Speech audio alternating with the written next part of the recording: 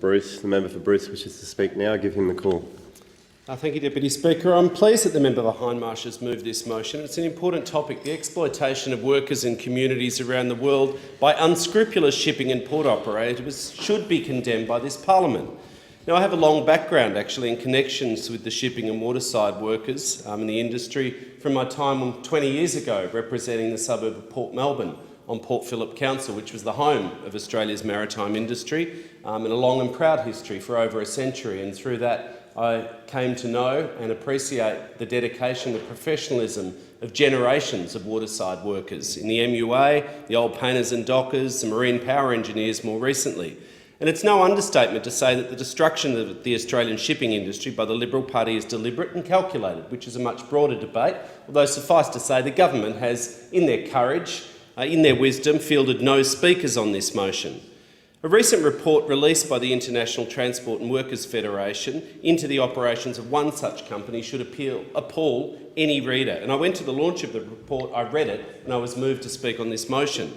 The International Container Terminal Services Company, a name which is surely designed to be forgotten, is renowned throughout the maritime industry as a company that exploits its workers in local communities. It preferences company profits over worker safety and fundamental rights. It uses harassment and coercion to manage their workforce, pays poverty wages and underpays their employees who are often overworked. It uses violence and intimidation to stamp out union activity and profits from partnerships with corrupt regimes implicated in crimes against humanity, war crimes and genocide.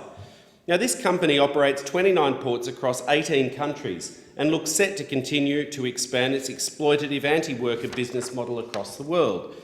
It holds contracts with some of the world's most brutal regimes and has only ended contracts with them when it became commercially unrealistic to continue operations. And shockingly, Deputy Speaker, this company operates now right here in Australia, care of the Liberal Party. In 2014, the then Victorian Liberal government awarded it a major contract to operate the Port of Melbourne's third container terminal. Dock workers in Australia report that their local subsidiary had brought their anti-worker mentality to Australia now. They often attempt to override safety measures in order to achieve productivity targets. Trained safety representatives are not respected, with frequent attempts by management to override safety instructions. There are also reports that workers in Australia have been targeted by this local subsidiary for union activity, and they're now too scared to talk for fear of being fired. They're being intimidated by their employer. Globally, this company has close relationships, as the member for Hindmarsh said, with some of the worst regimes for human rights abuses. For instance, they entered a joint venture with the Democratic Republic of Congo, a state-owned enterprise, under the direct control of the President. The DNC is one of the world's worst-known kleptocracies and increasingly being sanctioned by the international community for their use of state-sanctioned sexual violence. This company says, let's be friends. They've also partnered with the Assad regime in Syria, up until December 2012, well into the country's civil war, which has now seen over 500,000 people killed and over 5.6 million people flee. They also operate a port out of Honduras. Following the granting of the contract to ITSE, an intense campaign of worker repression began, including attempts on the life of Mr Victor Crespo, the General Secretary of the Trade Union. Family members of Mr Crespo died in related attacks, and the Honduran military was deployed at the port following job losses to quash union activity. This is the type of business this company is.